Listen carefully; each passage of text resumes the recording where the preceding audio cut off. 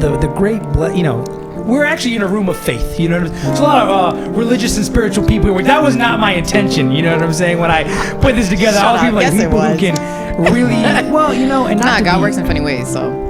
And not to be this guy, but your craft is a religious, spiritual practice. Do you know what I'm saying? The same way that athletes are often can transition to being good actors because they know how to run drills. People who are always going back to the work and who respect the work and who aren't just doing a thing because of fame or like a desire to fill a hole. Those people, even if they're not religious, that's religious practice. That's the word practice is in it. Do you know what I'm saying? Like in Islam, right? Islam is about surrender. You know what I'm saying? And I'll let y'all speak to what Christianity is, but there's you need to be humble in order to believe in God. Period. You know what I'm saying? I always say, especially in this art shit, it's like humble before the form, the opposite in the storm. The storm is out there. The storm is LA. The storm is going out to sell it, right? We know, everyone in this room, because I know y'all individually, when you go out and sell it, you have to put your chest out. But when you go, like you were talking about, at 7 o'clock in the morning to practice, that's humility hours. That's good. Yo, say that's good, but hold the fucking mic. That's good. 7 a.m. humility hours. No, it really is, yo. Like, the thing is, how do I say it? It's like when you do it for its own reason, right? When you do the art because, I used to have a teacher who said, do it for yourself, do it because you have a good reason. You know what I'm saying? That's what you do in the dark by yourself. You know what I'm saying? And Ebony, you literally wake up at the crack of dawn, so you're literally doing it in the dark by yourself. You know what I mean? Like, dude, at 3 o'clock in the morning, I knew you guys were coming, and I couldn't sleep. And I was like, Safi was asleep, and I was here with the lights on, like, just like going through the thing in my head, going through songs, going through what we were going to talk about, and I was like, oh, yeah, what we do in the dark by ourselves, that's who we really are. You know what I'm saying? Yeah. And that's facts. Yeah. That's what a spiritual practice is. Make no mistake, baby, you fucking with the best of them. My elevator cup will knock the snot about the rest of them. So if you doubt the kid got hard up in his chest, pops, you got me fucked up like ex-cops and gem pop.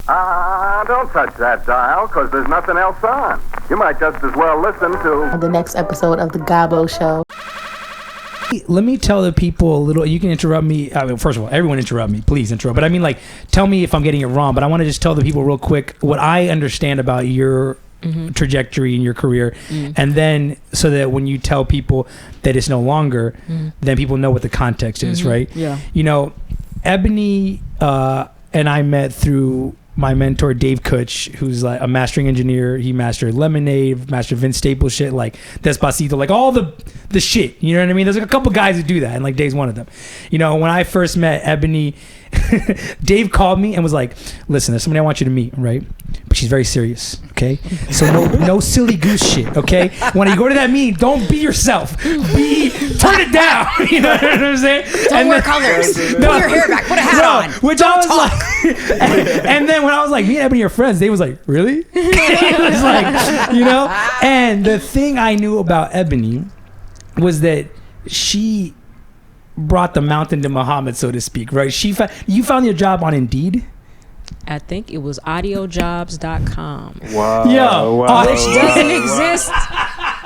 It was audio-jobs.com. Kids, go out there and send some cold emails. You're the only person I know that's actually applied for a job online and actually got it. No. Honestly, it's not just got it. This is real. It's not just got it. Yeah. Then became a senior producer at Atlantic Records. And then, this is what I need everyone... Josh, where's my fucking single? Okay, no, I need my single to explain Ebony shit for 1 second, which is that then she got them to open up an album budget without being a technical Atlantic artist on the roster, which is even I mean, that's insane. I got a chance to test drive the major label system without being signed, and got paid for it, and got additional money for it. and got royalties. Wow. What are we talking about? So- Give us the blueprint. Like, I mean, I think it's really it's faith. It's faith. I really surrendered myself to that process, and the opportunities opened up. I had an apartment. I still have the same apartment. I just moved out here, and Takeoff was killed from the Migos, and I wanted to do something that was less performative and creative and artistic. So I came to the head of Atlantic Records at the time and pitched her on it. And she wasn't really involved, but a lot of doors started opening after that. She said she would help, and then the doors started to open. And after that, it was a lot of my tenacity to just get it across the finish line, because it's not like they gave me $1 million. They gave me a very modest budget. I had to do all the recording, producing. But a budget. Didn't give me studio time. I had to go find studio. So it was a lot of hustling and pulling favors, and but it got done, and that's something I'm proud of, even if it wasn't this blockbuster mammoth of a thing. It's funny, I'm finding people online. I found somebody online this morning who had remixed one of the records. Tell people what the album is. Tell people what That's the thing. cool. I don't think you Like, actually just Googling. Yeah, I was like, what's yeah. some remixes? Like, That's people dope. are Look. still talking about it and posting it. So Reef I feel knows, and I know, but Analisa doesn't actually know. When you're talking about your record, it's not an easy record to get anybody to open up a budget for. Tell us what the record is for the people at home. The record is a poetry album. This is actually befitting because it's a poetry album. It's a poetry album set to music. Fly. Poetry album set to Angela music. Davis is on this record. What? Yeah, so it's What is your life? yeah. I mean, it's crazy. Like, What is your life? God is good. Like, she was one of the first people that came on board. But it's befitting because it's Black History Month. It's a poetry album featuring African American female poets. Their music recited by African American female luminaries. So it's a mix of these different voices, and it all comes together seamlessly, and I reached out to so many people. I got a no's. It's a good list. When you can get no's Yeah. from like people have to say yes or no, that's a sign of respect. Yeah, it was, That's a huge sign of respect. It was good. So that came out, and that was a booger. The way I looked at What's it, it called? I said it's called On Imagination. I said, listen, it's either gonna get me fired or hired. It's either gonna get me Yep. promoted or let go. Wow. And I'm down to take the risk, and the way the tide has shifted in corporate America now, Right. when it comes to projects that have anything to do with blackness or even black people working for their companies, it's not something that in this climate Atlantic wants to keep investing in, because in the wake of George Floyd, they created a department at Atlantic called the Black Music Department. Which is crazy And then because without black dismantled music, there is no Atlantic Records. Yeah. You know what I mean? Right. Well, that 100%. department has since been dismantled. It no longer exists. So I was creating within the framework of thinking that it would be not only a department that would be around for a while, but a consciousness that would be around for a while and not just a couple of years.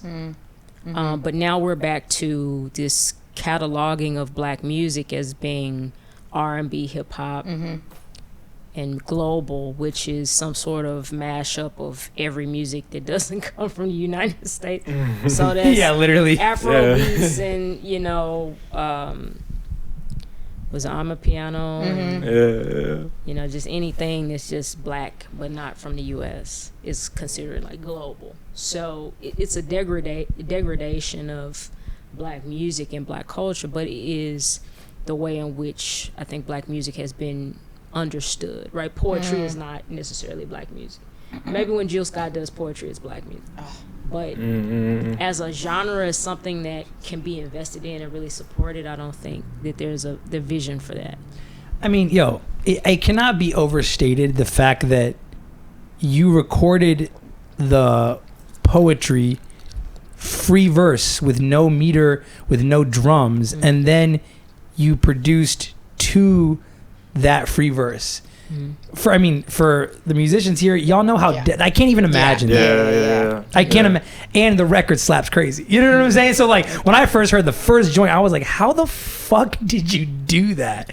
I mean, I would love to hear, I know some of this, but I want the listener, the viewer, the people at home to like hear a little bit about that process, because that's it's almost a kamikaze mission. You know what I mean? Like I wouldn't even know where to begin with that.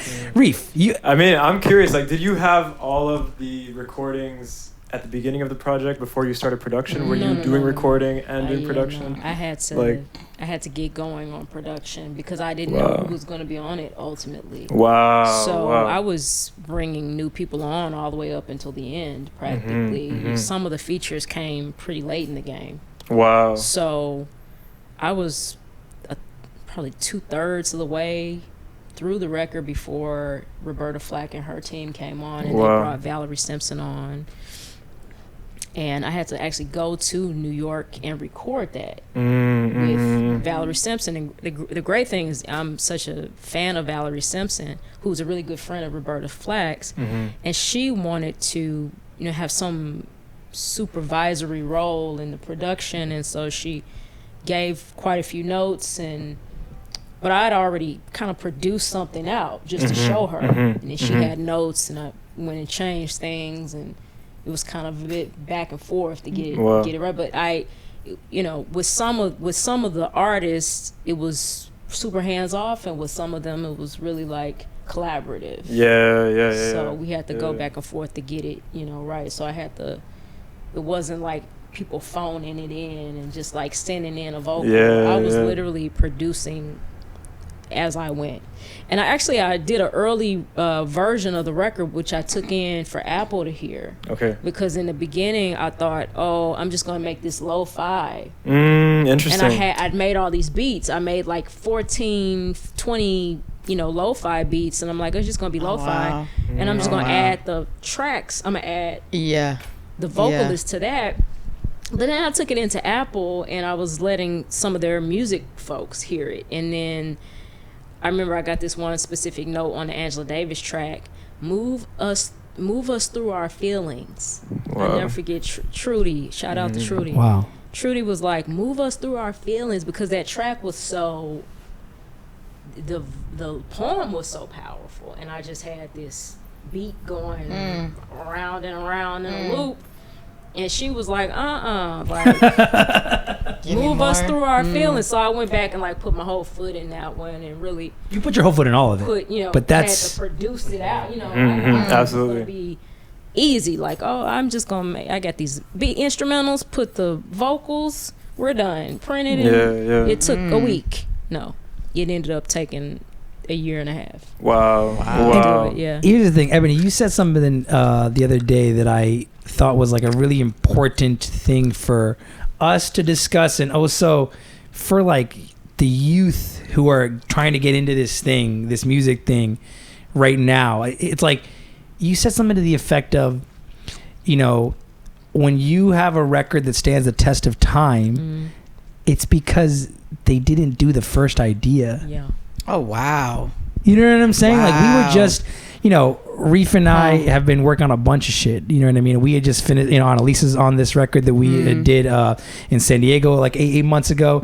And I love those records. Those records are mixed. And then we started some other shit. You know what I mean? I'm like, oh, well, this next idea is not, done because it's not mixed or whatever. And I'm like, no, but maybe it's a better idea. Yeah. You know what I'm saying? And, like the thing that we were doing right before you got here, we were basically, doing this song that we had figured out that's just piano and vocal. I've never done a piano and vocal song before. Oh my god! And when we talk about, you should. And that's the thing. This sad boy shit. That's your fucking lane, bro. My god. And when we've talked about Valerie Simpson in particular, it's like those songs are made like architecture. Those songs are made like an Italian leather shoe. It's not. It doesn't happen in 5 seconds, right? And part of that thing is like. It's an iterative process, and a lot of young artists, I feel like, especially in music, and look, there is also something to be said for not belaboring something, and for speed, and for like getting alacrity is important, urgency is important, but when you're talking about records that stand the test of time, it might be draft 30, bro. And motherfuckers don't really want to do 30 drafts of anything. Yeah. And I know that you are someone who does 30 drafts of everything. And I mean, dude, we've talked about this record a lot. The record, you know, on Imagination was like how we met, right? Mm-hmm. And I thought I'd heard all the stories, but I didn't know that it started as a lo-fi. I cannot imagine. It is the most high really fidelity record. You know what I'm saying? I'm about to put out those instrumentals as their own beat pack. So I'm mastering those. Beautiful. Cannot wait to hear that. Unauthorized Chris Gabo mixtape coming soon. No, literally. You know, drop the beat tape on a Tuesday, and the Wednesday I'm gonna be like 90 freestyles, bro. No, it really like why? Because Ebony's putting out a beat pack, bro. If Ebony was on a beat pack and you rappers are not rapping to it, you're fucking up. It really, I don't know, man. There's just like the first thing that I know that all three of you, all four of us have in common is that you guys work with deliberate intention and, you know, you don't just let the first thing be like, oh, fuck it. There's no, you know what I'm saying? Like, the only fuck it that comes from this group of people is the fuck it that gets you to do it in the first place. Right. Like jumping over the fear. Like, fuck it, let's do it. Yeah. Like, fuck it, let me dedicate my life to a thing with no certain ROI. You know what I'm saying? Yeah. That's the fucking part. But then once you get into it, it's like, you know, dude, like everyone in this room understands the iterative process. Everyone in this room understands rehearsal and practice and drafts. Yeah. Drafts. Yeah. You know what I'm saying? We were talking earlier, Reef and I, how basically like, you know, even, I mean, the way I came up making records was I was like, you write a song with your friends, your band or whatever, then you go on tour for 14 days. And then when you come back on day 15, you're like, oh, I know the song now. And then record it. That's plays. You know, that's my favorite. That's literally like the day the show closes. You're like, oh, that's day one. Oh my God, yo, like I would always be like, producers, like, can we, you know, they're like, no, it's done. I'm like, it's still living in my heart, so it's not. No, and look, you know? For the people who don't know, you know, first of all, Analisa just got off a plane like 2 days ago, right? If this podcast goes right, she will be signing a lease in Los Angeles. You know, as of the moment, how long is your sub left for? Tell the people. It's like a month. All right, but it might go on. It will go on. I made a very scary promise to myself, and I think like. Okay, so has any of you guys read 10x is greater than 2x? No. This book has fucking changed my life. So this book, and I don't want to paraphrase, but I'm going to paraphrase. This book is basically about making your biggest, wildest dream. Like, if you said it out loud, people are like, you're crazy. Delusional. It's dumb. Like, that's never going to happen in your lifetime, blah, blah, blah. And I'm kind of like living my life like that now, and it's so dope. So I low-key kind of made, you ever made a prayer where it's so ridiculous that God's like, okay, you said it, and you're like, wait, no, I take it back. And he's like, no, you said it. That's kind of what happened. So I kind of told myself, I was like, I think I might stay here till I actually make the goal happen. Wow. That's what you're supposed to do. No, because truthfully, the crazy thing is the money that I have saved, I was like, I'm gonna buy a home back where my family is, and, you know, and do that. And I don't know, man, like, yeah, God's funny. So yeah. Listen. But I was like looking out the window at like the LA lights, and I'm like, I think I gotta, you know, it was like people come here because they're trying to throw everything at the wall. They're trying to risk everything. You know what I'm saying? And, you know, honestly, how long have we known each other? Like 15 years, right? We met as children, as actor playwright shit. You know what I mean? And the Labyrinth Theater Company days. Did we meet there? Did we meet at 24-hour plays? Yeah, but that's all the same shit, though. That's all the same shit. You know what I mean? Tell Ebony. Shit. This was the shit. 7-Eleven, but I know it's more. Okay, but so basically what they do is they get a bunch of writers and actors, and then they give you an idea. Is that how it worked? And he had to literally write a play within a certain time frame. Right. Hours. But more than that, because it was less than that, because it still had to be staged. You had to give it to the actors, you know, all that jazz. So oh my God. Yeah, kudos to you, because you did that. No, but y'all had me first seen Let's not go there. Don't. She didn't like the play because she was like, "You No, got me it's not that doing I what?" didn't like the play, but No. he likes to do shock factor, You know, and I appreciate him for that. I think I don't know Shock this shock factor. is a part of my bag. I think that it was when I was a kid. You know what I'm saying? It definitely was. It definitely was. But we wrote, edited, rehearsed, and staged the play. It was a direct, all this shit, in 24 hours, and it was like it was kind of a ritual that it was sort of a trial by fire where a lot of actors and playwrights would meet each other. You know what I mean? Yeah. But we were also around, Labyrinth Theater Company on sort of the outskirts of that culture. I don't know if that means anything to y'all, but it's so funny, man. Sometimes I feel like I'm like, I had 10, 12 years of my life where I cared about a thing and a group of people that nobody gives a fuck about. It's that name. Those names are not on the crossword. Nobody knows about that except the people who were there. You know what I'm saying? I disagree, but okay. Well, no, I disagree about which part.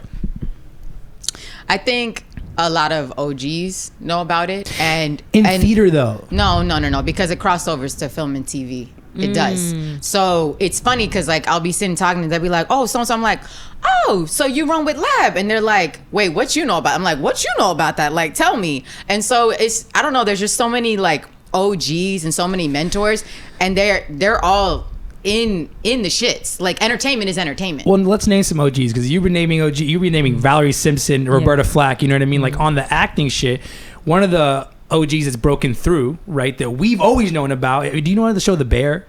No. Oh, Liza. So yeah, okay. Well, so anyway, all right. Well, I'm gonna edit it in. So Ebony's like, yes, I'm gonna go AI and I'm gonna say that you know The Bear. Yeah. Yeah, thank you. Get that. So okay, The Bear is a very popular program, Ebony. But Liza Colonzayas is in that show, and she was having this breakout year, right? And she was kind of one of the best actors. But we've seen her. Dude, Liza was doing fucking readings at my apartment when I was in, just out of college and shit. She was putting everybody on. It matters, bro. And so we've known her as a theater actor, as a stalwart of New York theater acting for many years, and who's now getting her flowers, right? And she came up doing Stephen Gergis's plays, and he was writing for her as his muse, as a friend. He was trying to capture her essence. You know what I'm saying? And that was the dance that I met you in, was the dance of being I'm a playwright, you're an actor. How can I write something that's going to make you feel embodied, that's going to make you feel oh, no one else is writing that? You know what I'm saying? I do want to say, at that time, you were popping, bro. You're obviously popping now, but it was very interesting to see such a young blood just really fucking taking that scene by storm. I was really proud of you. That's very kind of you to say, because I didn't. Sometimes I'm like, because I didn't, I'm in LA as a failed playwright. You know what I'm saying? That's not true, though. No, but okay. But let me have my. I know. See, Analisa, I'm gonna you can't speak life into you, man. No, because we're not gonna let it. We're not gonna let This you. is the wrong crowd for that. That's not the truth. Okay, all right. No, because that's not the truth. The truth is you were getting readings with huge with huge theater companies. You were you went to stop. Don't. That's not your story. Okay. All right, this is shut it I down. love this. I love this. Shut it down. This is Tony Robbins. No. No, I knew that was gonna happen. Let me paraphrase. What I'm saying is that I got here. I thought I was gonna have another career as a playwright, right? Okay, right. And the plays got me into Hollywood, right? But I didn't think about TV. I was trying to do. I thought the height of career was to have a reading at the play. I thought a reading at the Barn series was the fucking because the truth is it was cool. And again, nobody knows about that shit. We're gonna get back to 7-Eleven though. No, we're getting back to all this because, and this is how the link, how I envisioned this room of people talking was I know Analisa as an actor, she knows me as a playwright. I've been rapping for 1,600,000 years since I was a child, and it didn't. I had my thing, but I didn't ever feel like I was moving the needle how I wanted to, right? And then one day, Analisa drops a rap record, and I was like, I called her. No, I was like, I'm gonna take it farther, bro. Go for it. How you found out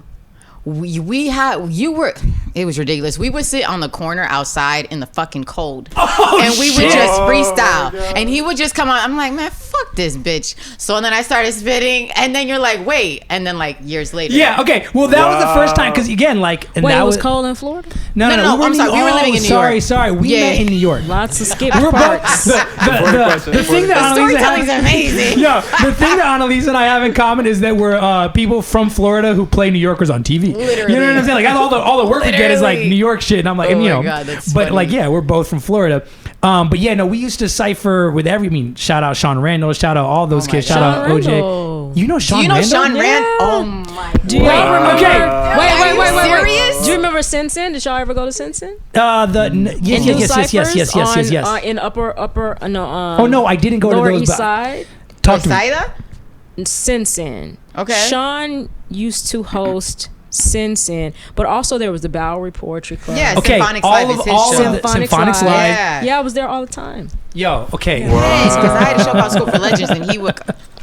bro. This It is was amazing. between there and the New Eurekan. Yes, New York and Post There Cafe. was Sin Sin that was on 2nd Avenue and 5th Street. You're a poet. Was another one, but that was a cipher. That Okay. was an open mic for rappers. Yo, Every Saturday night we'd be piled in No, I'd be there. terrified dude, to do that. I didn't. If I I, was talking my Monday shit on the nights. corner with Monday him. nights. it's funny because I never went to Sin Sin, and now I feel like I fucking missed out. But when I was with Sean, because again, Sean is a guy who's an actor who also raps his ass off and sings. Do you know his like life before that? No, Tell us. Tell me. Are you talking about Sean Randall? Sean Randall, Symphonics Live. Okay. Symphonics Live. Wait, Sean I feel Randall. like I don't know if I should say No, this. go for it. Shit, I didn't know we were breaking news on the Chris Gabo No, show. no, Jesus, no. this is episode 15 of the It's Chris Gabo interesting. show, by the way. Wait, Sean, I'm sorry if you don't. I feel No, like, I'm not editing it. Go for it. Okay. If I remember, again, this is my own memory. My memory's pretty bad, but from my understanding, I think he was working on Wall Street. Like, this dude was like in a suit. Wow. And I don't know, he's just a really good human. And then I did not know that. yeah, I didn't know that. Okay, I didn't know that, and I want to. No clue. I could be wrong. No, I I don't think you're wrong. And it's funny because, okay, Sean and I knew each other in an era that it was the worst fashion era of my life. I was trying I know to it. No, I know bro, it. don't tell the people, bro.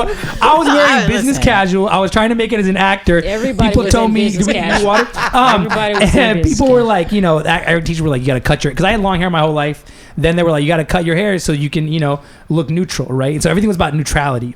And then the first time I ever started making money as an anything was I started writing short films for Maggie Flanagan students, because Maggie Flanagan was a place where we studied Interesting. actors. Yeah, it was and all these actors Interesting. would come to this program that's a non-academic program. So everyone's trying to make it. Everyone's investing in themselves. $1,000 headshots and all this shit. And I looked at everyone and I was like, why don't you don't have a reel? Why don't you fucking pay me $500? I'll write you a short film and you own it in perpetuity. Go do your thing. So that was the first money that I started making. And in that era, I was writing like 3 short films a day, and I had a little briefcase that I would walk around with. And Sean Randall would do, I don't know if we have this in the watch, he would make fun of me. He would be like, like, so now knowing that he was on Wall Street and used to make fun of me for carrying a briefcase in Union Square. It might not have been Wall Street, but it was definitely a suit. Bro. Corporate. Listen, and that guy... I'm going to send this episode to Sean Randall. That guy can rap, he can sing, he can beatbox, and it every time I would see him, we would cipher, right? And Analisa was around a lot of those times. And then one day we were on the corner and I rapped, our man OJ rapped, someone else rapped, and then I thought we were done. And then Analisa pulled up and was like, I remember the rhyme, bro. It was like, young Analisa, something, take rhymes, touching myself on the FaceTime. And I was like, I didn't, and that was before I was even listening. I wasn't listening to any of that. I was like, everyone stopped. And I was like, you can do that? And then, but I just thought it was like cipher, a moment of inspiration. Then many years later, I'm here in Los Angeles as a married man in my apartment, just minding my business, eating my cereal.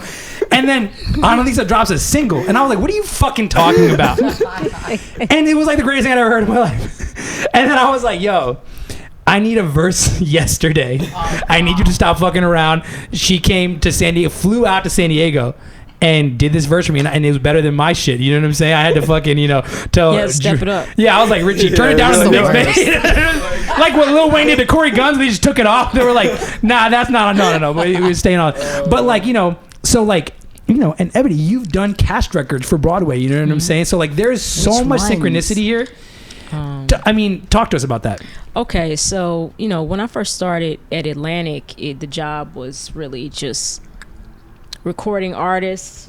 Some of them you'd never heard of, and now you know who they are. And Charlie XCX, and some of these really young baby artists at the time. This was 12 years ago. Wow. And then the next year, that's how it started. Then the next year, Hamilton came through the door because the studio was 2 feet from Broadway.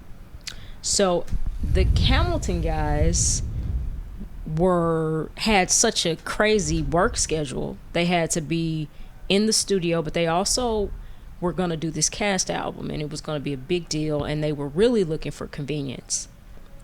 So they recorded the record, but they needed to mix it somewhere, and there was still so much post to do. So they came to the Atlantic studio and just lived there for like 2 months, and I was their assistant engineer, and actually did some recording on the record too. I recorded Questlove a couple times. And Damn. Wait, do you know Anthony Ramos? I don't know him, but you work with him. I've worked with him, yeah. So Anthony, dude, there's so much. This might be the whole episode. Did you know this? I know your credits, right? But I never put 2 and 2 together. So Anthony Ramos was my first episodes of television, 6 episodes. It just happened like overnight. It was just like me, because it was COVID, right? So when I first got my HBO deal, like they were like, "Hey, you ever been to therapy?" And I was like, "Yeah." And they were like, "Did you write like a Latino guy in therapy?" I was like, "Yeah, I could do that." And there were like 6 episodes. So I wrote like a 3-hour movie, chopped it up into 6 episodes. Like, here, and they were like, "Okay, it's Anthony Ramos," and I was like, with those words from Nine Mouth, you know what I'm saying? And I didn't get to go to set because it was COVID, right? So it was just him and her, in treatment. Season 4 out now, for a while, and it was Anthony Ramos. And then I had written it to if you're listening to it, I wrote that part for me. I was like, I'm gonna audition, right? And they were like, yeah, no, it's Anthony Ramos. And then I was like, good, that's it's a good replacement. But and he is a fucking star, and he was on Terry Gross. And Terry Gross was like, if I was on Terry Gross, my mom would be like, he made it. You know what I'm saying? That's like what they listen to. And he was on Terry Gross, and she was like, the writing was so like fit you so well. Did you change all the lines to make it? And I sat there holding my breath because I was like, this guy's gonna throw me under the bus. And he was like, nah, man, it was this kid named Chris Gabo. I didn't change anything. Wow. And I was like, that's my boy for the rest of my life. You know what I'm saying? And I just sold a movie like 3 days ago. We got this offer and for Anthony to star in. Mashallah, you know what I'm saying? mashallah. Thank you. Producer credit. And he was in Hamilton, right? So like Hamilton employed so many people, so many of our friends. It created a whole ecosystem that really wasn't there, and it revolutionized Broadway in terms of who could play what. Yep. And because, to the credit, the writing was so superb and the music was so superb. I've seen Hamilton a ton of times, and the last time I saw it, Lynn was gone, and there was a black guy playing Hamilton, playing Alexander Hamilton, and you forgot after 2 seconds. It didn't matter. It didn't matter. Like, the script was so amazing, and the music is so amazing, and I think that's to credit of the material. The material Absolutely. created that ecosystem that I'm talking about, that helped to revolutionize and change how Broadway thought about casting. And because it changed how Broadway thought about casting, it had an opportunity to change how the whole of entertainment thought about casting. Yeah. So all these people from Hamilton, you could see their range for the first time. Yep. And it opened the doors for them to do so many Totally. other things. It was really a limitless piece of material that gave rise to all this talent, new talent that nobody had seen. And Anthony, specifically, we could talk about Anthony, we could talk about all the cast members, really. But when you think about Anthony, he's not playing Puerto Rican guys from New York. Everything he's done, he could have been any race, he could have been any nationality, could have been any ethnicity. everything that he's done since Hamilton, because Hamilton showed his range. Yeah. It cannot be overstated how much power there is in creating opportunity for other people. You know what I'm saying? And obviously, like, when you write a musical or a movie or whatever, like, you're primarily thinking about the story, right? But when you realize, my dad always says, like, it is selfish to be selfless. You know what I'm saying? The more opportunities you can create for other people, the better it is for you. That's good. You know what I'm saying? Like, that's what, I don't know if you know what Stephen Garrigus says, but he was, kind of like the Polaris for our shit, as a playwright, and as actors as well, right? Because Stephen Garrigus was writing plays that, like, it was just, I didn't know any other plays that had a black dude in it and a Puerto Rican girl in it and an Italian guy in it, whatever. You know what I'm saying? Like, in fact, when I started my playwriting career, I was, as Roberto Bolaños says, sort of writing in the margins, where I was like, in my New York, there are Indian people and there are Asian people, so I'm going to add that. You know what I'm saying? Right. And like in New York, there are Sudanese people and Yemeni people. I'm going to add that. You know what I'm saying? The first compliment I ever got from somebody who came to see my play, they were like, "Oh, this is like Georgis for the world." You know what I'm saying? And I was like, I didn't even think about that. And I was like, okay, that's the thing, right? And we were coming up at a time when, like, there just wasn't opportunity for actors. You know what I'm saying? Like, you'd be in an acting class and it'd be like, they'd be like me and the black girl in the class, and they would be like, you're going to do Fool for Love, which is like a Sam Shepard play that's like two white people. And then somebody would eventually go, look, man, the thing is, you're not going to get cast in that. I mean, good, do your thing, but you're not going to get cast in that, And so the first thing that I tried to do was I was like, well, let me write something that people are going to actually get cast in. You know what I'm saying? And I was just in a tradition of Steven's shit. You know what I'm saying? And obviously Steven and Lin-Manuel are very different, kind of like artistic ideas, but at the same time, they were creating work for other people. Do you know what I'm saying? And when you create work for other people to shine, your work shines. And then, because I always say, like, even, and again, I believe deeply in, the goodness in people and all this shit, but like on a fundamental level, the only thing I can trust is other people's self-interest. You know what I mean? So if I know that I'm writing a part that you're going to be a star in, even if we have beef, even if you book a commercial, you're going to be there opening night because you're going to be amazing in it, because I wrote you a part that shows your range.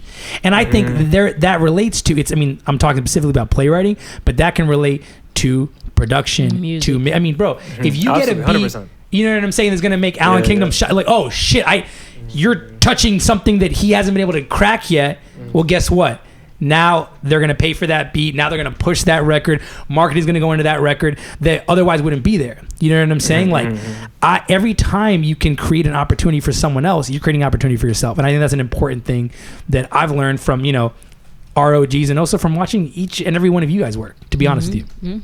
That's amazing. I mean, your mixer that we talked about on the last episode, that was so, I was like, oh, well, first of all, you know what? People don't even know about Gender Amplifier. Can you tell us about Gender Amplifier for a second? Because that's amazing. Yeah, no, GA is a nonprofit that I started in college. I didn't know it was that old. Yes, wow. 2006. Wow. It was my senior year at Barnard, and I just had gotten back from Africa, and I was living in Cameroon for a while, and I just didn't want to come back. To be honest, I didn't want to come back to the U.S., and I didn't want to come back to another year at Barnard just being there. You know what I mean? Like the fourth year, you've seen it, right? Like you've done all the things. Totally. So I was like, before I left, I bought all this equipment. Some of it was stolen. Sorry to hear that. Yeah, so I was starting fresh. I had all this equipment that I wanted to buy, and I just really wanted to dive into music production. That's all I wanted to do. So I talked to my senior thesis advisor, and I was like, listen, I got to write this thing. Fine, but I'm going to write it on music producers because I can't. And I was like, can I write it on women producers? And she was just like, yeah, whatever you want to do. Beautiful. And so over the process of writing this ethnography, which is you can think of it as academic interviews on these women producers, I started finding all these women in New York, all scattered about, and they were dope. Like some of them were at various levels. They were working across genres. They were mothers, they were sisters, they were queer, they were straight, they were just, they were in Queens, they were in Brooklyn, they were, they were doing ciphers and beat battles at SOBs downtown. It was just, it was a subculture in a subculture, right? Because music producers as a music culture is already a subculture. Then you start talking about women producers, it was another subculture. And I was in the weeds with this research, and I was like, damn, all these women are fly, they're dope. Shout out to Prita Honey Dark. I went to her studio I think she was out in Queens at the time, and she was showing me all this stuff on Reason, and she was also the first beat I ever made was on Reason. Yeah, but then she had her son there, and he, she was the first time I learned about autistic children, and like she was a mother to a son with disabilities, but also was a producer and an MC. That's amazing. And has started her own community of female producers and engineers called the Anomalies. Shout out to the Anomalies. And I was just like, this is a whole thing. Like, this is and it wasn't all about sexism and misogyny, but that came up too from time to time, like women telling me about their stories in studios and what they had to go through. Sure. And I was thinking about what I was going through and experiencing too, just being an aspiring producer, everything from exclusion to dealing with sexual harassment. And so I was like, all these women are dope. They should, like, at the very least, just know each other. So I went back to my same thesis advisor, and I was like, hey, I found some cool women's organizations that are focused on DJs, and I found all these producers. Can we bring them to campus for a conference in the spring? Wow. And she ran with the idea and went and got the institutional support that I needed, and I continued my thesis and then started organizing this conference. And that was in the spring of 2007, and it just developed from there. I wasn't trying to start a movement. It just organically developed, and it still organically develops. In a lot of ways, I don't feel like a nonprofit leader. I feel like an artist that's why it's cool, who has built this community, and we have funding. Warner Music Group funds us. We have distribution now through Warner Music Group as well, and we've received a lot of support over the years from various organizations, as Spotify's, Google, YouTube, Apple has supported us. So, and a lot of that is the result of my career, right? So I've been able to build my career and build Gender Amplified as an extension of my career, where I'm able to give through what I'm getting. So in a lot of ways, it's a tithe, and I appreciate it's a tithe of my time. It is a tithe, but it seems like it's what you do. Like that seems what I love. It's a pattern. No, even when you went to Atlantic, you kind of did the same thing. Yeah. I mean, that's why I don't worry about it, because I don't worry about losing anything, because I'm always getting because of the giving. Yeah, I just don't think too hard about it. Like for example, like right now I'm in a transition, but I don't think too hard about it, because I feel like I've given so much. I mean, it's gotta come back around. It comes back, and you don't give to get, but it's like it's just the nature of the law of the universe. It's just how it works. It's a boomerang. It's what I'm saying. It is selfless to be selfish. I mean, it's selfish to be selfless. You know what I mean? Like my dad always said that. Where it's like, it is selfish to be selfless. It will come back to you. It's a smart move. That's when sometimes when I see people, I've had the privilege and also the curse of watching a lot of people get famous. You know what I mean? And I realize sometimes I'm like, oh, I wish I had what that person had, or whatever, like faster, right? And then I go, but I also know that in order to move that fast, oftentimes you have to step on people's throats. You have to not give a fuck. And the thing is that, you can like go into like House of Cards brain and be like, well, that's just the way it is, whatever. But I'm like, yo, every time you fuck someone over, you're creating an ecosystem of motherfuckers that hate you, right? And now you kind of need them to stay down. Otherwise, they're going to come up, and then they're going to be like, I remember. Now let's think about the opposite. If all you do is like, I'm going to bless you, I'm going to bless you, I'm going to bless you, I'm going to help you. And by the way, Analisa, the thing, she's an incredible actor, incredible rapper, all this stuff. But she was also just like one of the most supportive friends. Like, Yeah, we she weren't shut even. you down just now. No, I know. Yeah. I know. She as Richie would say, she shuts you down to build you up, baby. You know what I mean? She was like, she will shout you down if you say one negative thing about yourself, right? But like supporting your. That's why dude, when we were talking for a little, I would always she bought a ticket to my show in LA and gave it to someone else. I was like, who? I don't even know. I was like, what are you doing? You know what I'm saying? And then I was like, I need to be more supportive of Annalisa's shit. I was like, what do you need? And the thing is that it comes back to you. It comes back to you. Also, like, especially in hip hop, as the man named Marshall once said, it behooves you to have a crew. You know what I'm saying? Because you build each other up. You build each other up. You know what I'm saying? And like, that's what you've been doing your whole career. You know what I mean? Reef, that's what you do as a producer. Reef takes session with people he doesn't have to. Listen, You know what I'm let's talk saying? about Reef for a second. It's interesting. I think it's so interesting because I barely know you, but the first time I met you, I don't even know you. Yeah. And like whenever you come around, I don't know. It's like people just kind of, it's like a magnet, and that's such a gift. I hope you know that. Wow, I mean, it's like, I appreciate you saying that. Like, that really means a lot. Yeah. I don't know what to. Yeah, I was gonna. There was a part of me. The bully in me was like, let it linger.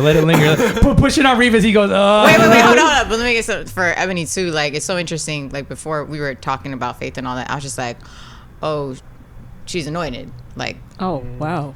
That's like I heard crazy. of that, and I didn't want to. Some people, when you talk about faith, they get weird. offended. But that's especially- why I knew I had that this was a somebody safe leave space the for gender that. amplified camp, bro. Really? Yeah. Wait, tell us about that. Yeah. Wait, what happened? Camp. I'm gonna let you Sorry. finish. No, not so. Anyways, I was watching. I'm like, yeah, I could just tell like she grew up playing in the church. There's just something about like church musicians that you could just hear it, and it's like it's working through you. It's not just coming from your fingers. You know what I'm saying? And I was just like, yeah, I'm in the right place. Like you two here, and then this guy. I'm like, okay, cool. We're chilling. Yeah. Listen, it's funny because people sometimes are weird about faith. You know what I'm saying? And I've been, I grew up Catholic. I was and thought of myself as an atheist for some time, and then came to Islam. I've been like on a lot of journey spiritually, right? Like I come from people who are constantly thinking about it. They are constantly thinking about their relationship to God. You know what I'm saying? And there are times where like people don't want to talk about that thing. And so when I realized who was in this room, including Josh, I was like, oh shit, like we could get deep here because everyone's comfortable. Because I know what everyone's comfort level is. Yeah. You know what I mean? And like, Reef, like your work as a producer is so selfless. It's so like in service to a point where I'm almost like I mean, we met through Hisham. You haven't met my friend Hisham, but you met Hisham's brother Moody. At the dinner. Yeah, at the dinner, and you thought we were related because we look alike. And Hisham had never told me about you. You know, it was like we always say that Hisham was gatekeeping Reef. You know what I mean? And then one day he brought him to a show that Hisham was DJing at, and then afterwards we had the afters here, and I was like, who's that young Puerto Rican gentleman playing the piano? Yeah. It was that night. It was that night that you met me. Exactly. Yeah. I met you. And that night was magical. Yeah, and that's the night where I was like, That was a lot of fun. we need the piano is the best investment I ever made. Absolutely. And the second best Listen, investment you need is to learn. anytime I pay Josh Knows to fucking heads it up a camera. I was like, yo, Josh, if you had been here that night, we'd be viral. You know what I'm saying? That piano's wonderful. It's buttery. It's got a agree. butteriness to it. Yeah. It's That one of my means so much favorites, coming from yeah. you, and really like it is it is only valuable because of your touch and your touch. You know what I'm saying? Like the all I spend my money on is tools. I like to have tools around because then people can build shit. You know what I'm saying? It's an invitation. The whole point is I can't even play the piano that well, bro. You know what I mean? Like really, like I like go to it because I want an acoustic place to begin and to find notes, but like it's really so that y'all come through.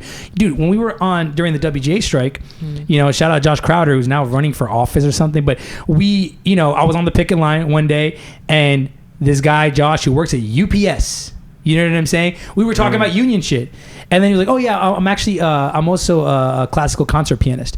And I was like, I called Safia, I was like, I'm coming home with some people you don't know. And he was, and I was like, what? The fuck? That's why you have a piano. You know what I'm saying? Look, we It's have to. always in tune. How do you like? I what's your don't know. tune? He does not touch it. Yeah. No, it's got you books touch on it. it. You touch it. Right. And a VCR. I don't know. Yeah. VCR. I don't know what they. You know, I'm guessing you're not supposed to do that. Well, here's it's the not thing. ideal. Okay. Listen, look, Ebony. I want you to know that I'm a married man, and I do what my wife says. And my wife Absolutely. is a pragmatist, and to her, it is a piece of furniture, a very beautiful piece of furniture. But she's like, Chris, we're gonna put shit on it, and I'm like, because I know. Like if if there was more rooms in the house, I would Shout not out put to stuff on Sophia. it. But now Shout there out is a Sophia. PlayStation on it. There's a whole PlayStation. There's also a There's a PlayStation. VCR and a DVD player. And a DVD. It's There's so only good. so much It's space, actually so but it's good. always in tune. And the second it gets out of tune, if y'all tell me, I will have a tuner. Sounds expensive. We need to take a small break to get into the new music segment. Then we're gonna I want to talk more about Gender Amplifier, but first I'm gonna play a song by a young man that you know. This song is by your cousin Lewis. Lewis, you have not sent this song to your cousin Ebony. We met Lewis through you at the pool party that you threw, and then I was in the studio with him the next day, and his man Baby Boy Keith. You know what I'm saying? We already told the story on the pod, but then he put out this song called World of Love, and I told him, I was like, I am going to play this song on the show. For y'all at home, the name that you look up is Louphoria, Louphoria. This song is called World of Love. Josh, just zoom in on Ebony hearing this for the first time, no pressure.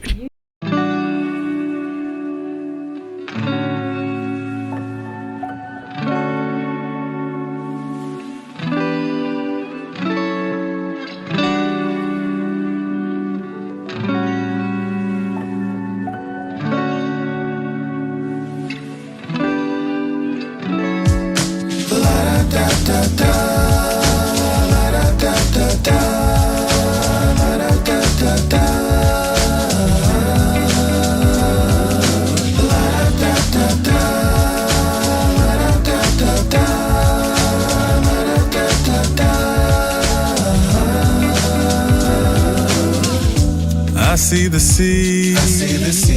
I feel the lovely breeze. Look at how nice it is. The waves come crashing in. I love the view. Sand underneath my shoes. I am so comfortable. Is this how it feels to love? When I lay and close my eyes. And I think about the times, when I felt this way for anybody. No, it's not the same. No, I'm stuck in a day.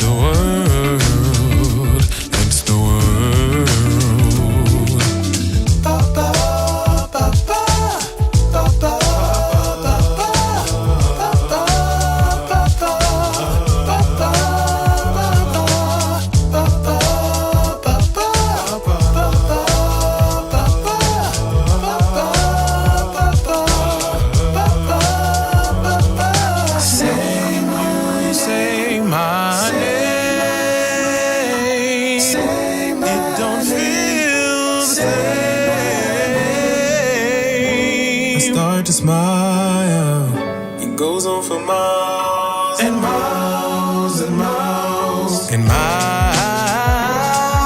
La da da da da, la da da da da, la da da da da. Whoa. I want you, I need you to hold you, to love you. I love you, I love you. It's the world of love. It's the world.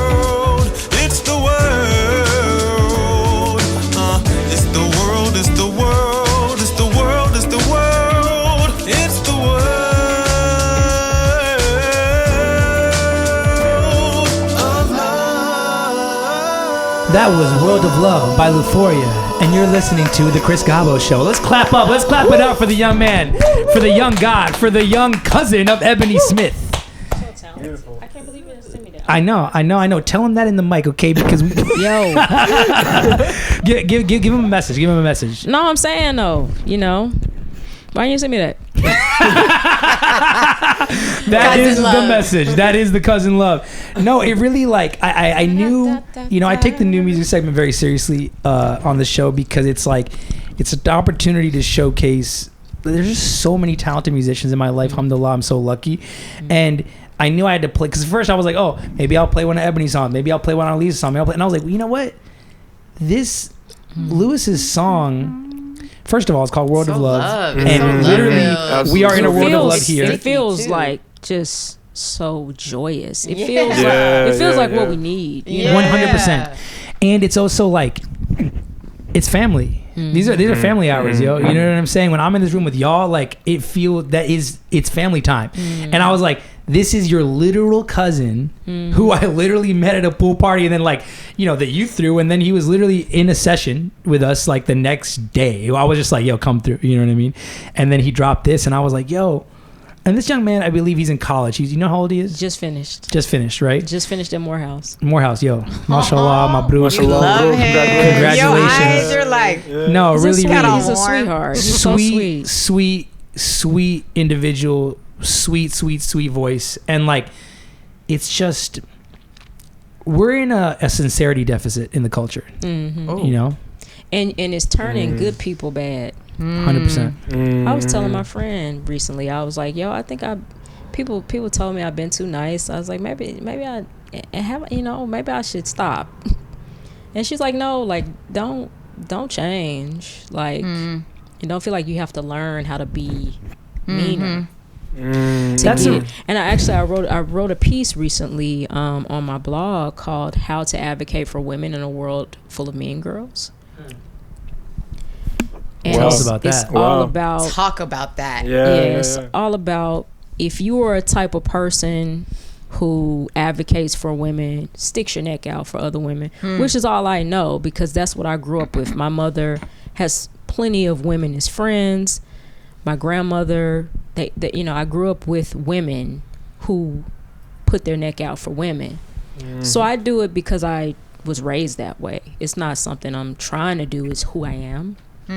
There's a difference. It's just it's what I've always seen. My mother's a Delta Sigma Theta, shout out. I have plenty of AKs in my family. We're not a backbitey type of, the women in our family don't have staticky relations. That's not like who we are. We all get along, even though we have our differences. Yeah, sure.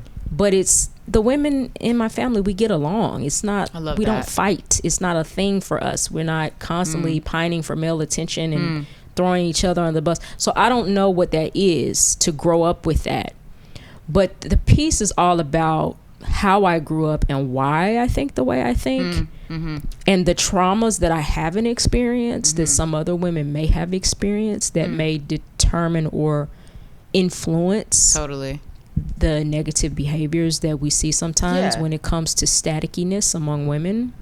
It's like a reflex. Yeah, it's like a reflex. So I was like, the piece that I wrote is about learning to give grace in spite of that, to be able to navigate these spaces and kind of sympathize for these women. You don't necessarily have to take mistreatment or abuse, but to become staticky in response is counterproductive.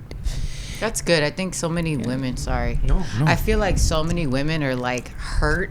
And so they just go around hurting each other because she was going to do it. And it's but you didn't even give her a chance to prove you wrong. Right. You know what I'm saying? Yeah, that's crazy. Yeah. And it's so interesting that you're talking about it, because me and my sister, we talk about this all the time. And she, my sister loves women in a way that she makes women's circles. She's just, shout out to Eddie Skin, you know what I'm saying? Shout out to Eddie Skin, friend of the show. Yeah. It's my sister's company. Anyway, but it's just... sorry, I thought it was a person.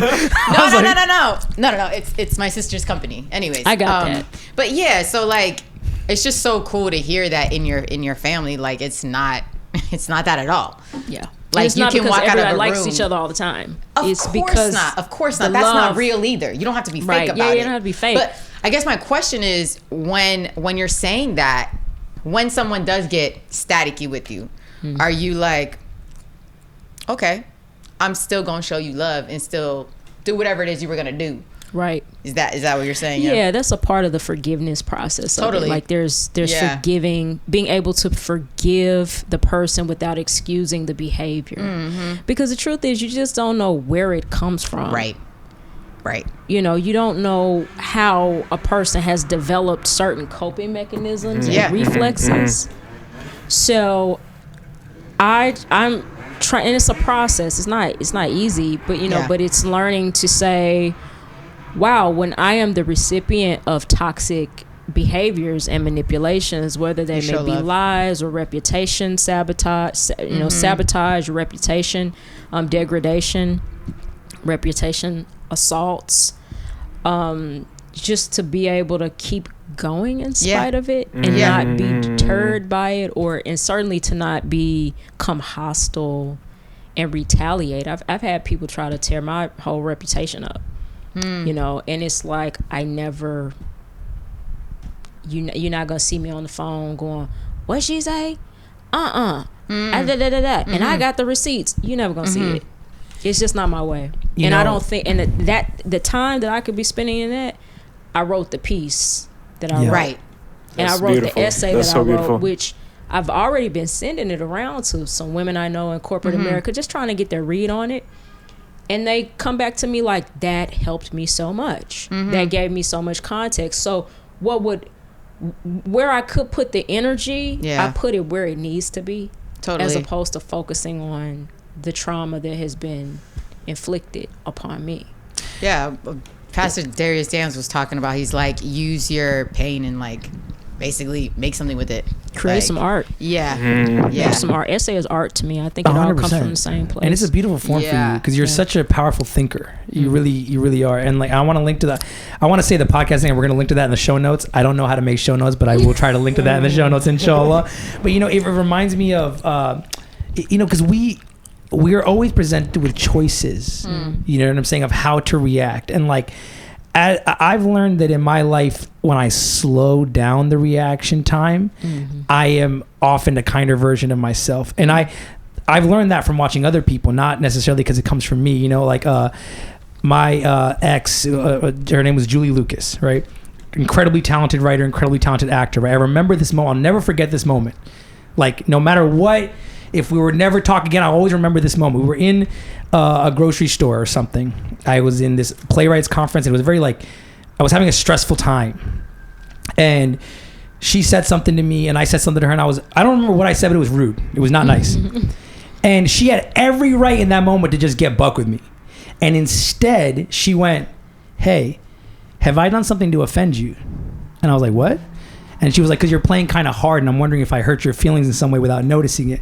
And I think about that. I learned in that moment. I was like, yo, dismantled the whole shit. That was the most She said, generous I know thing. there's a lot going on. Well, oof. No, but how generous so is that? Beautiful. Because if you fuck with me, I have the right, and I have the button, right? You okay? Cool, we can go there, right? I hate conflict. I'm good at conflict because it happens to me, right? But that's a choice. Conflict is a choice. You can receive something and be Julie Lucas in that moment and go, hey, have I offended? Instead of me being like, fuck you for what you said. And it takes, here's the thing. You don't have, I'm not saying like the responsibility's on us, because everyone has the right to get buck when someone is, that way with them. But I learned so much about love from that individual in that moment that there was an option to do something different. I didn't even know. Sometimes someone does something and you go, I didn't even know you could do that. Straight up. And I was like, it was an option. You know what I'm saying? And like, again, like, that's so good. Y'all are talking about, interpersonal relations between women, right? Like, I can speak about interpersonal relations between, men, right? And like, one of the things with, we should answer that. Who was it? Take the I don't know. Yeah, yo, maybe it was Lewis. He was like, hey, yo, I have a song to show you. No, it was a 323 number. I try to answer those because it could be money. Yo, can I tell you something? I had a friend. He was an actor. He used to say, whenever I get a 212 number that I don't recognize, I go, Broadway, is that you? You know what I'm saying? Hello. Why, yes. Yes, it is. Exactly. We are in Los Angeles, California. We are in Hollywood. Everyone here is like making an attempt at a thing in an industry that's not. This industry doesn't reward kindness. The people who get to the top are often because they've done. I mean, look, we're living through the fourth turning. We're living in an era of revelation. You know what I'm saying? For the biblically minded here, right? Like, I think that one of the biggest things in music is that we're living in this post-Diddy ecosystem. You know what I'm saying? We're like, everyone is affected by this man's choices, right? And those were all records that were, for most of, at least in hip hop, they were important records. You can't get away from it. R&B, they're important records. You know what I'm saying? And when I watch those documentaries and shit, I go, like the other day, I was watching one of those Fall of Diddy documentaries, and it was so like, I felt so spiritually drained. It's a genre now. It is a genre. It is a genre. That I then actually shout out Memphis. Then I watched the Stax documentary afterward because I was like, I need to see something positive, bro. I need to see something about the work and something about like, you know, and look, like the Stax documentary, you know, is about, I mean, not to like be too kumbaya, but it is about like interracial collaboration and harmony, all this stuff. You know what I'm saying? And I think that obviously like it's not a binary between like the way they were doing things at Stax Records and then the way that Diddy did things, but like I do believe that we have choices to make, you know? And when you want something so bad, you know what I'm saying? There was a quote you were telling me about. What's that Missy Elliott quote? You said like, if a dog can walk you in, if a dog can walk you in the door, let him walk you in. Exactly. And a lot of people think that way. You know what I'm saying? And I, alhamdulillah, I've never had to make that decision. I'm grateful that I've never been presented with the crossroads of a dog can walk me in.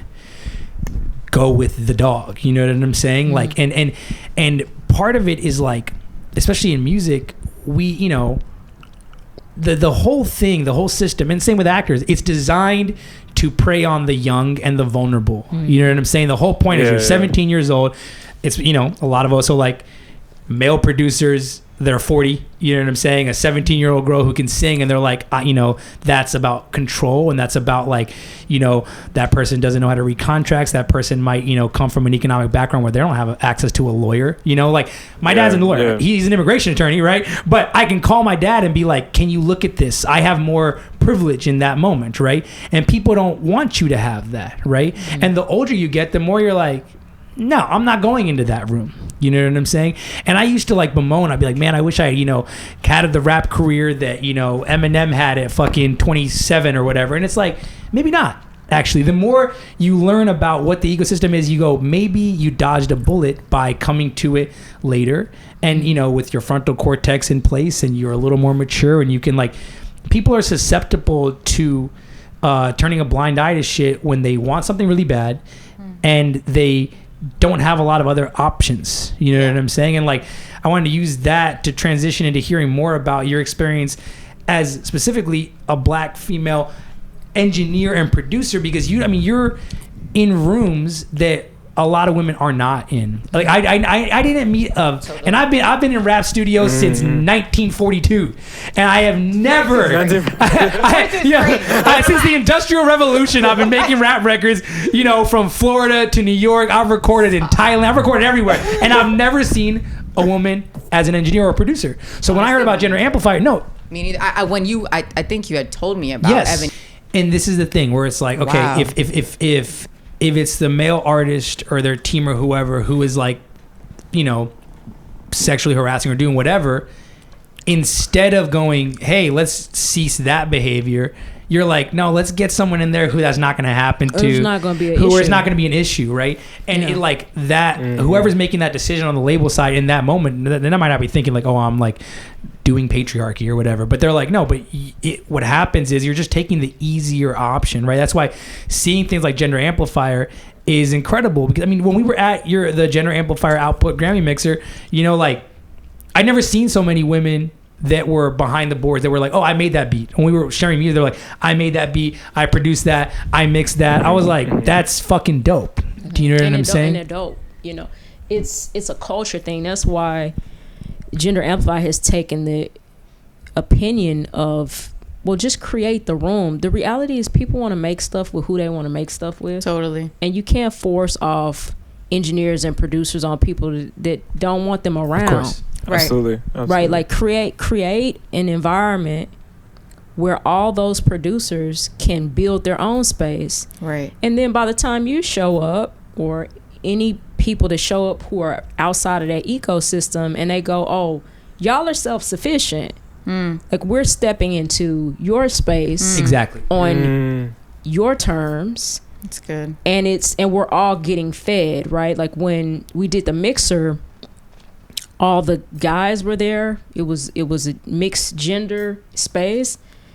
And I think the guys genuinely felt a lot more comfortable. 100%. You know, Absolutely. to have just cooler. a community space, of women and gender expansive folks, transgender, non-binary people who just had curated this space that was inviting. And well, you did that. Yeah, I mean, well, we did it. You know, like, we have done it over many years now.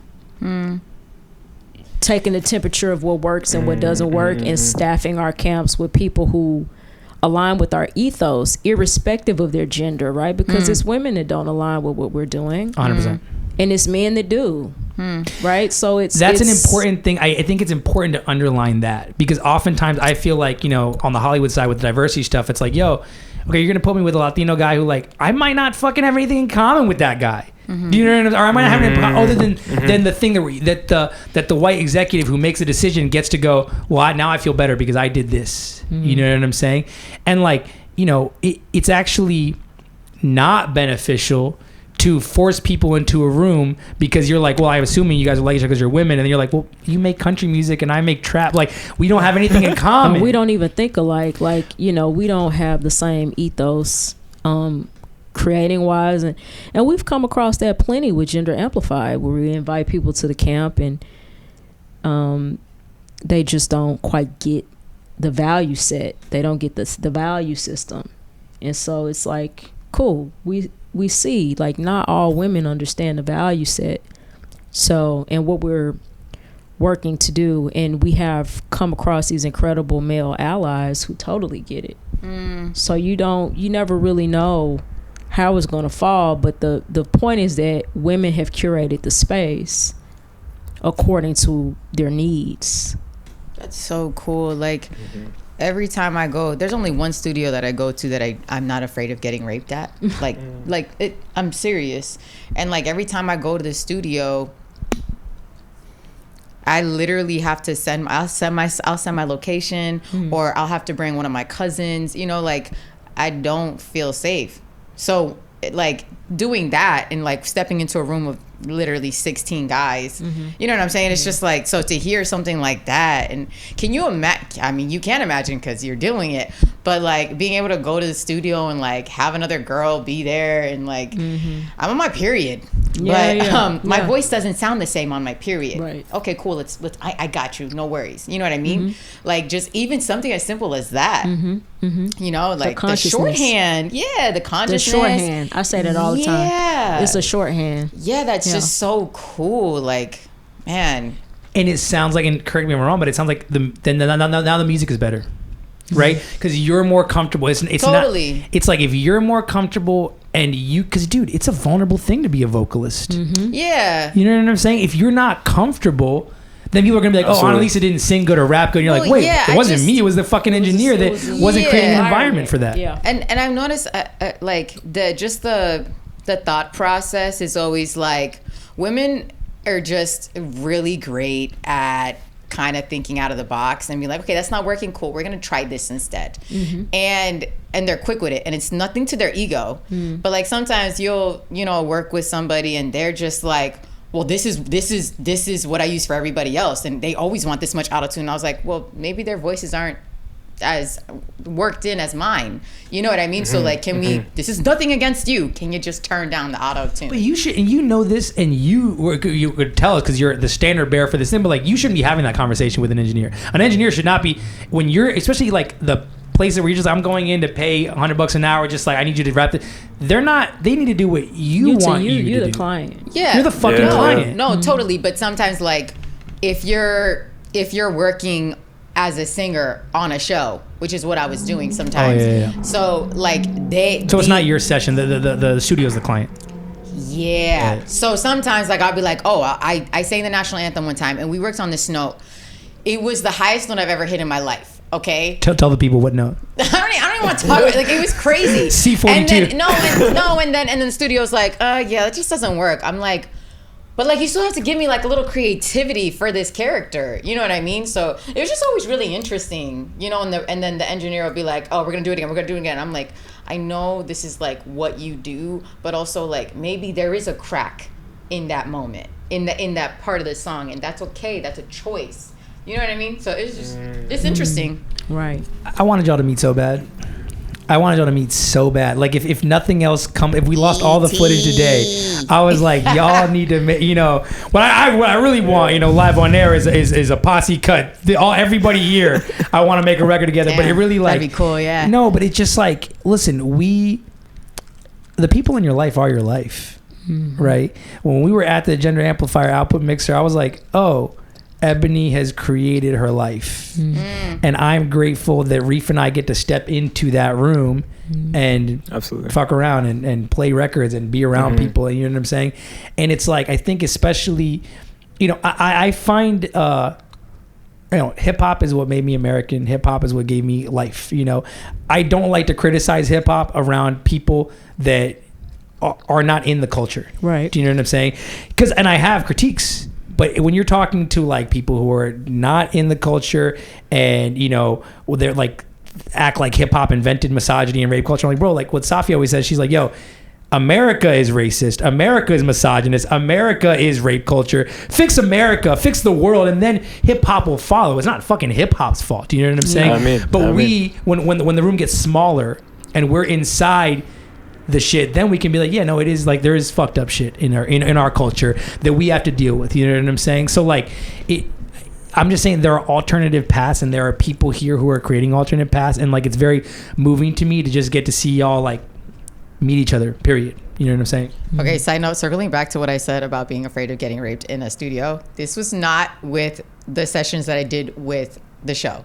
Just so you know, I'm just clarifying that. That was not that. That was no. Always You're talking about your own sessions. my own projects. Yes. And look, when you were talking about like, okay, there are if a man is just like more comfortable, and also like, you know, because you're a man, I'm a man, whatever. So now we can work till 2:00 in the morning or whatever. That's the same thing when like at 2:00 in the morning, I can go out in the street in a way that Safi doesn't. You know what I'm saying? Yes. And that's just the reality of it. And like I've been in studio situations that are not cool, you know what I mean? And I'm a man, right? And I'm paying for it myself. So like, I can imagine, Analisa, what you're going through in Miami, being like, okay, I'm gonna just book a studio and go in, especially like, you know, when you're rapping, you're like, okay, I'm gonna go do, I don't know where you recorded Coco Partnership, right? But like, I'm gonna go do PR. I mean, we need to go do the session PR. Maybe that'll be but you know, it's like, I'm gonna go do sex raps. Exactly. You know what I'm saying? No, and the thing is, the first part of the song, it's literally me moaning. So it was just really awkward, like having a bunch of people be like, yeah, that, can you make it more? And I'm like, oh God, like, it's not. It's a tough position. Yeah. It's a tough position to be in. And it's like, you know, again, it's just so vulnerable. And by the way, you know, that record is crazy. It's so good. I mean, when we played her record, you know, when she was here, I was like, this is one of the great. Yeah. I still like, I want to get rich enough that I can just, I'm going to throw marketing behind that record, because I still think that record's going to pop. But I can imagine what it was like to record that record in just some random studio with a bunch of random guys. You know what I'm saying? Like, and that's not a diss to any. It's not even totally, because they're, again, I'm sure those guys are also making like no dollars an hour and are here being like, well, I have to make this record work, and you know, I'm glad to be working on the record. And also like, I didn't necessarily choose the artist or anything, but like, it's the fact that that's the only option. That's the issue. You know what I'm saying? And we're gonna good. It's interesting because being like a lyricist and showing, because I also have a real lyricist, bro. Thank you. But also, Baby Blue, which is like more of a jazz and like it's a different record. I'm gonna throw Baby Blue on the outro. Yeah. And so it's always scary to me. It's scary to me when people are like, oh yeah, you're a rapper, and I'm like, hold on, what song did you hear? Like, did you hear Peter Pain's or did you hear Coco Pacha? And they're like, oh yeah, you're up. And all of a sudden it gets mad sexual. I'm like, bro, it's business, dog. I was trying to figure out what was gonna work. So I put tracks out that were very different. Like Peter Pain's is like, if you're into rap, like you're gonna sit there and listen to all 4 minutes of it. You know what I mean? But if you're not, you know what I mean, you're gonna see my Coco Pacha music video and then automatically you're gonna assume I don't even want to say it. You're just gonna assume I'm a different person, and I'm like, as an artist, we're onions, So it's always interesting to see how they came to my music because they automatically are like, oh, you're this, and I'm like, did you listen to the other 3 tracks? Are you sure? Well, and this is the thing, like everyone is at the mercy of the market. Do you know what I'm saying? And like the record that we did together is a sex rap record. And I came up like, I love Ludacris, all that shit. Like lyrical sex rap is like a genre that I like, right? And I remember when we had this conversation, I called you and I was like, oh yeah, I know I want this verse from you. And you were like, let's talk about whether or not I even want to be doing those types of joints, right? Yeah. And it's like, but when we realized, we're like, okay, we're going to do this record, but the next record we make is not going to be a sex rap record. You know what I'm saying? The next record we make is going to be, I don't know what kind of record, probably an extremely lyrical fucking maybe a Slaughterhouse record, you know what I'm saying? But we had the conversation where I was like, yo, I know that I'm risking a different thing and risking less by making a sex rap record. You know what I'm saying? Yeah. Whereas and so I really I just want to say in a public forum that I'm very grateful because that song is extremely elevated by your verse. I appreciate Soto it. in the Midwest, not out yet, but pay attention soon. No, but like, but I appreciated that we had the conversation about should we even do this? I was scared. I'm still scared. Like if that record comes out and let's say I get a Disney TV show, like I can get pulled from that show. Like, do you know what I'm saying? It's actually so much more now. So that's why even this conversation we had talked about it. I was like, I'm afraid I really don't want to have a political conversation, And you're like, I kept y'all clean on that. Yeah, we're keeping it wrapped today. And I appreciate it, but it's like it's really like my bag gets affected. Do you know what I'm saying? I'm sure everybody's bag gets affected. So we're not going to talk about stuff, but it's just like, I tell you this, I like to think 5 years in the future. I'm like, is 5-year Analisa going to appreciate this moment or no? Because I might not get work. You know what I mean? And that's why I think it's just there's such an art to like working with your friends where you're like, okay, yeah, like if you told me today, you were like, yo, I'm going to take my verse off that shit. I'd be like, okay. You know what I'm saying? Like, I'll figure out something else, right? Because the longevity of your career is more important to me than that joint. Yeah. I think that joint's a banger. Yeah. But the longevity of your career is more important. And also, like, our relationship is more important. Our friendship. Do you know what I'm saying? To be like, let's make more records. You know what I'm saying? And again, like, we're in a difficult position in the macro because like when you're trying to figure out how to market yourself, right? Yeah. Not to be quoting Drake in this era, but it was that like fuck around and shoot the wrong fucking video and they think they can market you however they decide to. You know what I'm saying? It's like that's the thing. It's especially when you don't have a label, when there's not real like artist development anymore. There's nobody. Neither of us, any of us have a Dr. Dre in their corner or something being like, wear that white shirt, do this thing, put that mask on. We don't have someone guiding us like that. So we're kind of at the mercy of our own decisions. Do you know what I'm saying? So we have to like be really honest with each other and supporting each other. And like sometimes supporting each other is being like, actually, you don't need to be on that record. Or you do need to be on that record and I'm going to support it and then make sure the next record is, shows a different versatility. Like one of the things that I personally really want to see in this lifetime is like a gender mixed rap duo. You know what I'm saying? Like if Run the Jewels was like, you know what I'm saying? Like Remy Ma and Killer Mike, like what is that? Do you know what I'm saying? Because one of the, shout out Rhapsody and God bless Rhapsody, but like women are often left out of the lyrical conversation. I mean, not right now. It's hard. You would have to be like a dyed-in-the-wool misogynist to leave women out of the lyrical conversation.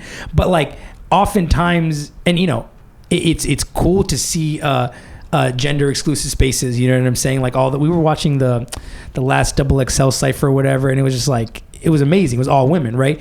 But also like I don't often see a man and a woman rapping together that's not a sex record, that's not a love record, that's just bars and we're like going bar for bar. You know what I'm saying? And like, I think honestly, that's the next record. We should get a fucking Ebony beat and save us some money. That's you know what I mean? dope. Because that's the...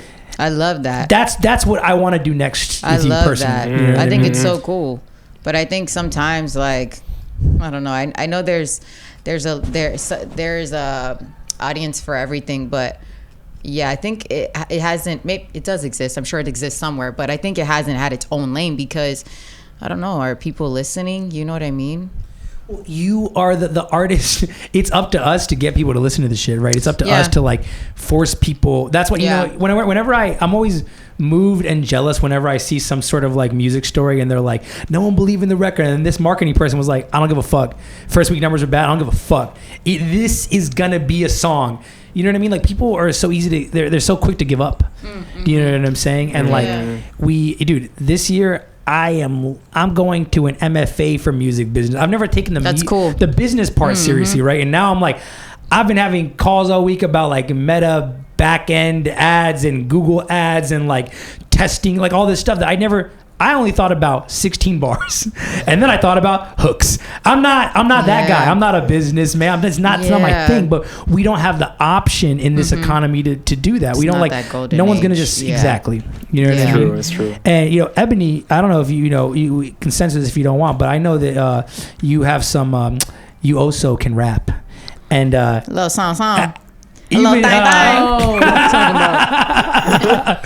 No. So it's not out yet, but I know that there's a little bit.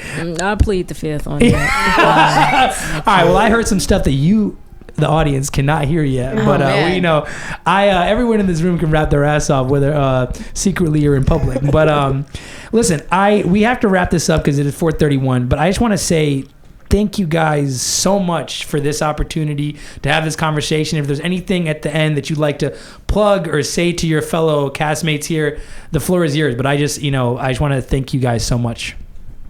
Thank you for having us.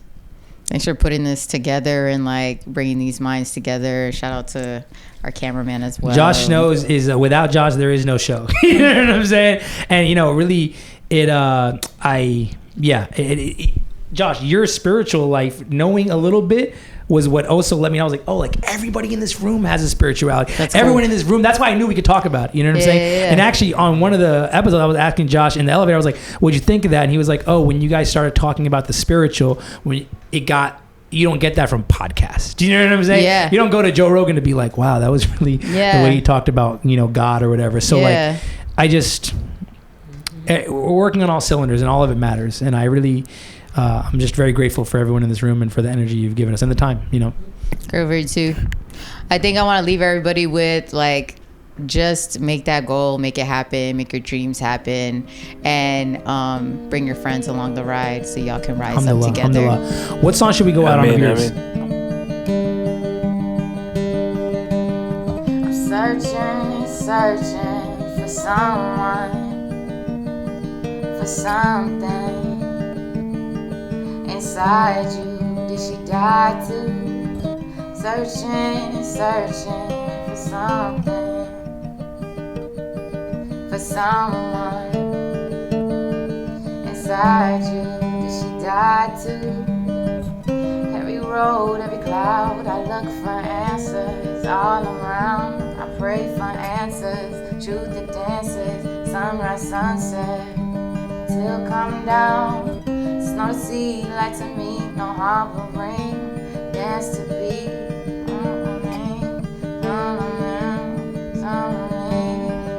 A million rings.